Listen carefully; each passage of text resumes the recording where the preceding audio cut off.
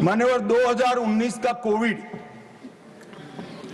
Covid के प्रबंधन के लिए जिन लोगों ने टिप्पणियां की, मैं विश्वास के साथ उनको बताना चाहता हूं, पूरे संसार में सबसे अच्छा कोविड प्रबंधन कहीं हुआ है तो हमारे भारत में, और इसका हर भारतीय को गौरव होगा। पूरा संसार आज उसकी बुरी बुरी प्रशंसा कर रहा है। मान्यवर, दुनिया में सबसे अच्छा मैनेजमेंट हमने करा। कोविड आते ही टीका बनाने की शुरुआत की। कई ऐसे रोग हैं कांग्रेस के शासन के अंदर, उसका बना हुआ टीका लगाने में 20-20 साल, 2-2 पीढ़ियां निकल गई। हमने एक ही 2 साल में टीका बनाया भी, 130 करोड़ लोगों को लगाया और 2-2 टीके लगाए।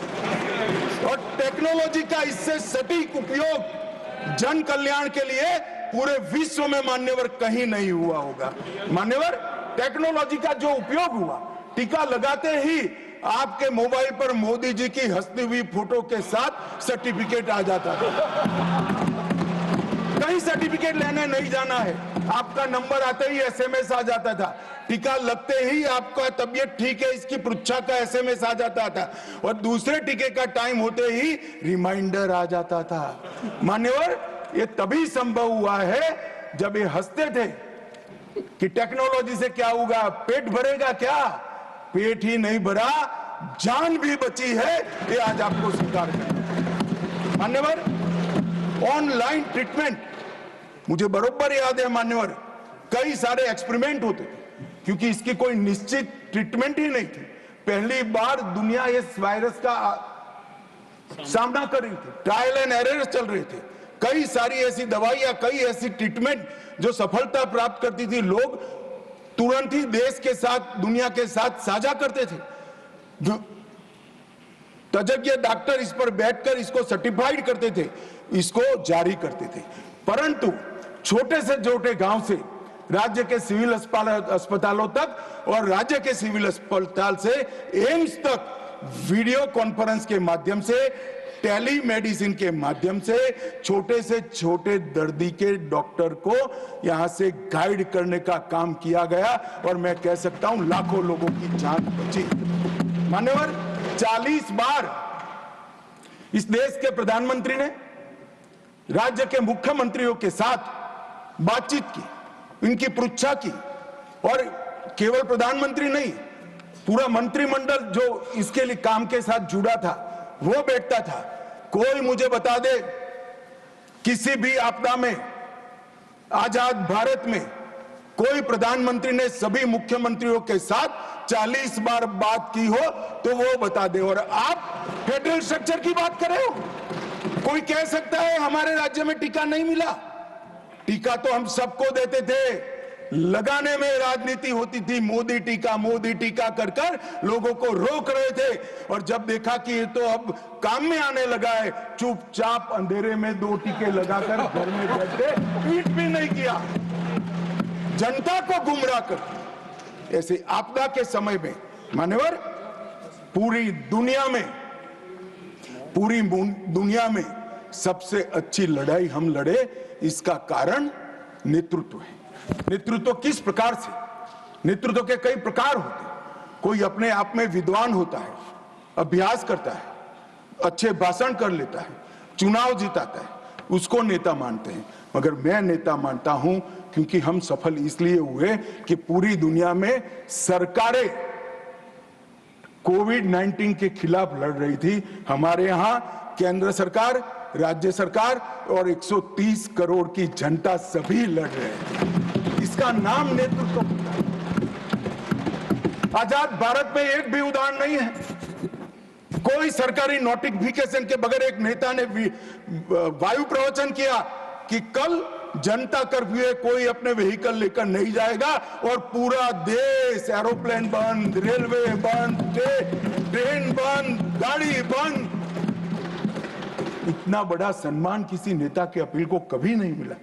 हमने जब जनता कर्फ्यू निकाला, मखौल उड़ाते थे, थाली बजाकर जागरूकता लाने का काम किया, मखौल उड़ाते थे, दिया प्रगटाकर श्रद्धा व्यक्त करने का काम किया, ईश्वर से मदद मांगकर हमारी लड़ने की क्षमता का वृद्धि करने का काम किया, हमारा मजाक उड़ाते थे और अंत में क्या हुआ, जो मजाक उड़ाते थे वो खुद ही मजाक हो गए मान्यवर, और देश की जनता ने दूसरी बार नरेंद्र मोदी को चुनकर भेजा। मान्यवर, एक बात हुई पीएम केयर की कि पीएम केयर में कोई ट्रांसपेरेंसी नहीं है, ये नहीं है, वो नहीं है, ढेर सारे आरोप लगाए। लगाने में तो अब एक कल्चर बना है, आरोप लगाना और भाग जाना। परंतु मान्यवर, ये तो पार्लियामेंट है, स्ट्रीट नहीं है। यहां आरोप लगाओगे तो जवाब भी सुनना पड़ेगा। अब धैर्य से सुनिएगा। प्रधानमंत्री राष्ट्रीय राहत कोष कांग्रेस के शासन में बना मान्यवर, और पीएम केयर्स नरेंद्र मोदी जी के शासन में बना, एनडीए के शासन में बना।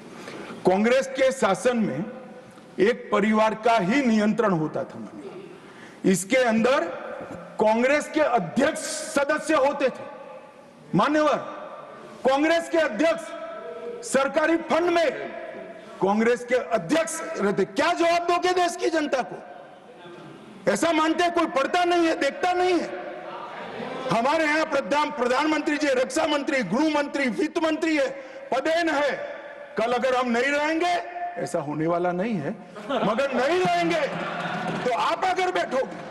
हमने भारतीय जनता पार्टी के अध्यक्ष श्रीमान नड्डा को नहीं रखा है, हमने पदेन व्यवस्था की। अब सुनिए, आप अरे काफी कुछ है सुनने के लिए, बैठिए। मान्यवर, कोई पारदर्शिता नहीं थी। आप बैठिए ना, आप बैठिए। Nothing will go on record. He's not yielding. No. Honorable Home Minister. मान्यवर, Not yielding. Honorable एक सेकंड। He's not yielding. हाँ, मुझे सुनिए ना। मान्यवर, मैं गलत हूं तो कल लिखित रूप में आपको दे दूंगा, नहीं तो ऑथेंटिक कर लूंगा। आप चिंता मत करिए। He's not yielding. मान्यवर, जवाब बीच में देने की प्रथा है हमारी क्या? He is not yielding. Nothing will go on record. He is not yielding. No, he is not yielding. मान्यवर, वो बोल रहे थे, मैं कुछ नहीं बोला। उनको लगा कि बैठा बैठा सुन रहा है, ठीक ही है। ऐसा नहीं होता है भाई। मान्यवर, ये फंड का उपयोग क्या हुआ? प्रधानमंत्री राहत कोष के फंड में से राजीव गांधी फाउंडेशन को फंड दिया गया। अबे राजीव गांधी फाउंडेशन कौन चलाता है? कांग्रेस की अध्यक्ष और उनका परिवार चलाता है मान्यवर, तत्कालीन कांग्रेस की अध्यक्ष। मान्यवर, फंड का ट्रांसपेरेंट उपयोग है। हमने क्या किया? कोरोना महामारी, आपदा राहत, ऑक्सीजन प्लांट, वेंटिलेटर, गरीबों को सहायता और टीकाकरण के लिए इसका खर्च करने का काम भारतीय जनता पार्टी के प्रधानमंत्री। मान्यवर, जवाबदेही, कोई स्पष्ट पारदर्शिता नहीं थी। फंड के उपयोग के लिए कोई कमेटी नहीं थी। यहां पर प्रधानमंत्री जी के प्रधान सचिव, जो ब्यूरोक्रेट होते हैं, उनकी अध्यक्षता में 5 सचिवों का कमेटी बनाया गया है। वो रेकमेंड करता है, फिर वो ट्रस्टियों के सामने आता है और तब जाकर खर्च होता है। कोई सिस्टम नहीं था, अपने घर से ऑर्डर कर देते थे मान्यवर, और कोई भी प्रकार की जवाबदेही के बगैर दान स्वीकार कर लिया जाता है। आज पूरे दान का रिकॉर्ड है और पारदर्शी ढंग से संचालित होता है। मान्यवर, हमने राहत कार्य के साथ साथ कई प्रकार के इनोवेटिव सहायता भी की है, और राजनीतिक हस्तक्षेप इसमें कोई नहीं है। सभी जनता के चुने हुए नुमाइंदे और सरकार के 5 प्रमुख पद पर बैठे हुए मंत्री ही इसके अंदर काम करते हैं, पार्टी का कोई नहीं। अब देश की जनता तय करे कि पारदर्शिता कहां है। आप पारदर्शिता के मामले में तो बोलिए ही मत। जीप कांड से लेकर बोफोर्स तक इतनी पारदर्शिता आपने बताई है, 2G तक, कि पूरा देश थक गया देखते थे। 12 लाख करोड़ के घपले घोटाले भ्रष्टाचार किए, और तब जाकर वहां जाकर बैठे हो। मान्यवर, ये राजीव गांधी फाउंडेशन, इसके लिए भी बताने के लिए बहुत कुछ है, मगर मैं बता नहीं सकता, बताना नहीं चाहता, क्योंकि वो राजीव गांधी फाउंडेशन को सब PSU भी फंड करते थे। कई कन्वर्जन करने वाले संगठन भी करते थे। जाकिर नाइक के एनजीओ से भी उसको 50 लाख का चंदा मिला था मान्यवर, और कई चीनी संस्थाओं ने भी पैसा दिया था मान्यवर। ये ट्रांसपेरेंसी की बात भारतीय जनता पार्टी के लिए करते हैं मान्यवर, कोई अधिकार नहीं है इस बात करने का मान्यवर। नीरज दागी जी ने कोविड विफल प्रबंधन का मुद्दा उठाया, इसके बाद उन्होंने कहा डीएम अधिनियम में कोई विशिष्ट आपदा सूचीबद्ध नहीं है। आपदा सूचीबद्ध करने का अधिकार राज्यों के पास है, अपने राज्यों के आपदा के प्रकार के अनुसार वो उसको सूचीबद्ध कर सकते हैं। और इन्होंने कहा कि हिंसा और दंगों का इसमें से निकाल दिया। मान्यवर, आपदा प्रबंधन और दंगों की हिंसा का क्या लेन देन, मुझे बताइए। ये क्यों विचार आता है? क्योंकि इनके राज्य में बहुत दंगे होते थे मान्यवर। आपदा प्रबंधन और दंगों का क्या लेन देन, कैसे कर सकते हैं? उचित ही किया है कि हमने नहीं किया है। एक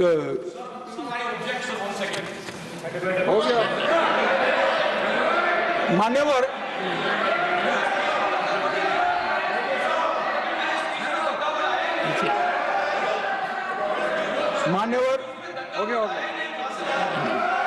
रीता बनर्जी एआईटीसी के, उन्होंने कहा कि हमें फंड कम दिया गया है। यूपीए सरकार जिसमें ममता जी थी, इससे 367% ज्यादा फंड भारतीय जनता पार्टी की सरकार ने। मान्यवर, मान्यवर, मान्यवर, अब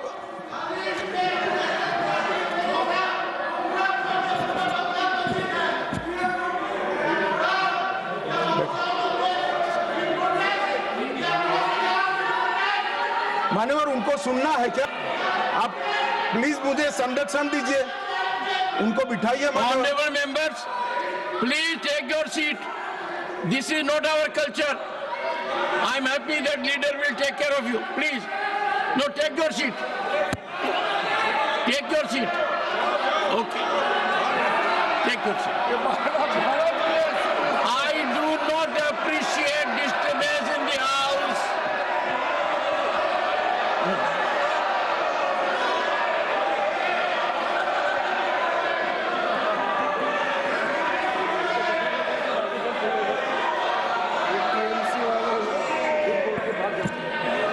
मान्यवर,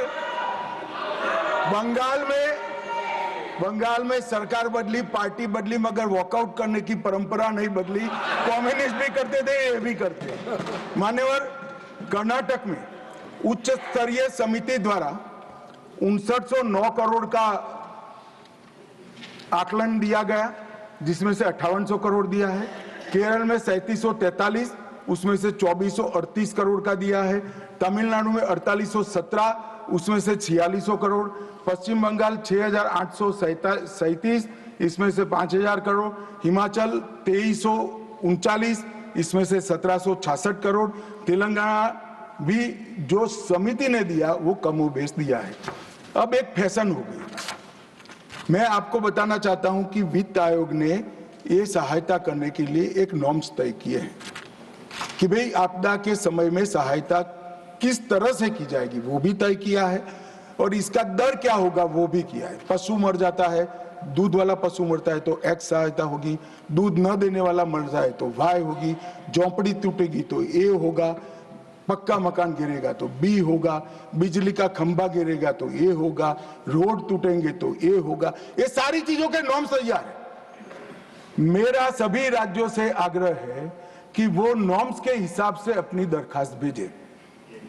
आपने जो फ्री बीज बांटी है, इसका खर्चा आपदा प्रबंधन के पैसों से नहीं हो सकता भाई। नॉर्म्स के हिसाब से 5000 करोड़ बनता है और 50,000 करोड़ का आप करोगे। हमने 50,000 करोड़ मांगा था, 5000 करोड़ दिया। अरे भाई मांगा ज्यादा था, आपका बनता नहीं है। और ये नॉर्म्स अगर किसी को नहीं, वैसे तो साइट पर है, नहीं है तो मुख्यमंत्री जी मुझे पत्र लिखे, मैं तुरंत पर्सनल मैसेंजर से उनको भेज दूंगा, वो देखकर वो बनाए, हमें कोई आपत्ति नहीं है।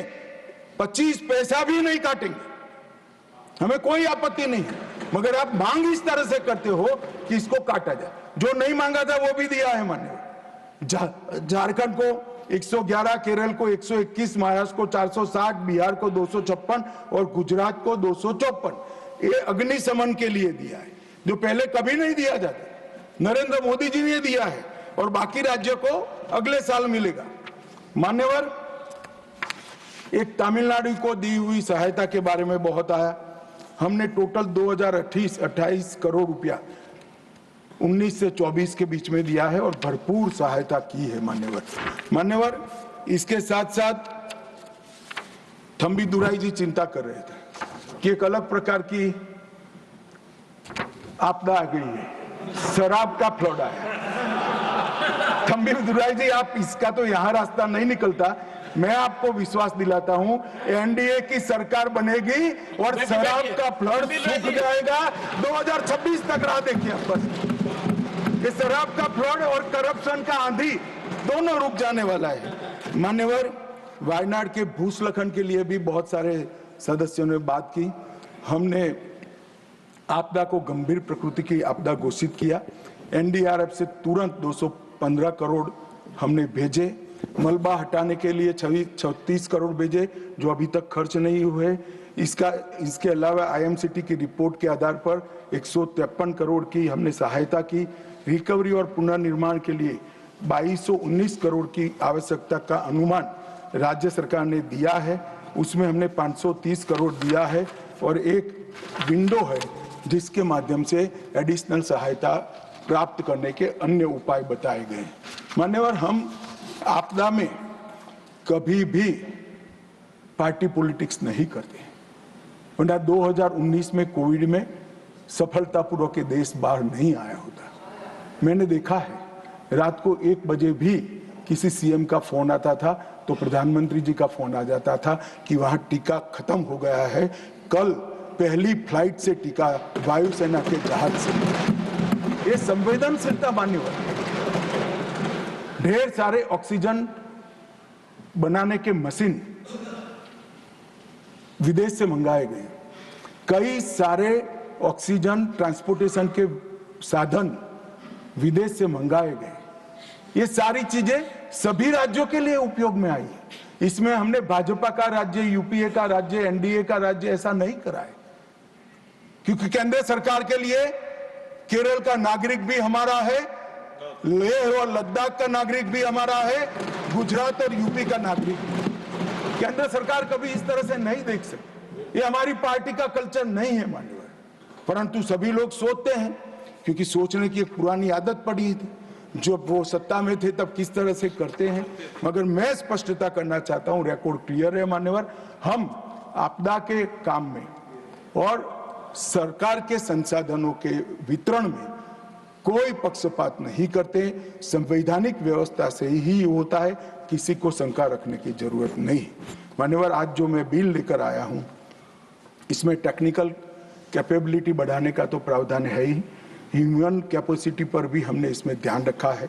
गवर्नमेंट के एफर्ट्स के साथ कम्युनिटी एफर्ट्स बढ़ाने का भी प्रावधान किया है और आपदा रोधी निर्माण के साथ प्रकृति के संरक्षण की भी चिंता है। मेरा अतः सभी दल के सदस्यों को एक विनंती है कि एक ऐसा बिल है जिसको सर्वानुमत से पारित करना चाहिए, देश और दुनिया में इसका संदेश देना चाहिए। आपसे सहयोग की अपेक्षा है।